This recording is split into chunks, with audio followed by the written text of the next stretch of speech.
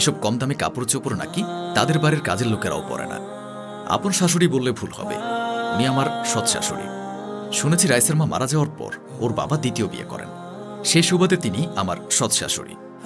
তিনি আমাদের শুনিয়ে শুনিয়ে আরও বলল, তার মেয়ের জামাই নাকি তাদেরকে এর থেকেও হাজার গুণ দামি জামা কাপড় দিয়েছে, এসব তারা পরবে না।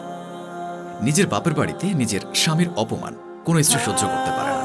রাইসাও তার ব্যতিক্রম নয়। ও সে বাড়িতে আর এক মুহূর্ত অপেক্ষা করেনি। শাড়ি আর পাঞ্জাবির প্যাকেট সমেত আমাকে সাথে করে নিয়ে হনহন করে বাড়ি থেকে বেরিয়ে এসেছিল। অবশ্যই এসব ঘটনার সময় আমার শ্বশুর বাড়িতে ছিলেন না, তিনি ব্যবসার কাজে বাইরে গিয়েছিলেন। এতক্ষণে লোকটার খাওয়া প্রায় শেষ। তারপর তৃপ্তিময় একটা ঢেকুর তুলে বললেন, বাকি খাবারটুকু কি আমি বাড়ি নিয়ে যেতে পারি? আমি মুচকি হেসে বললাম, হ্যাঁ অবশ্যই, নিয়ে যান।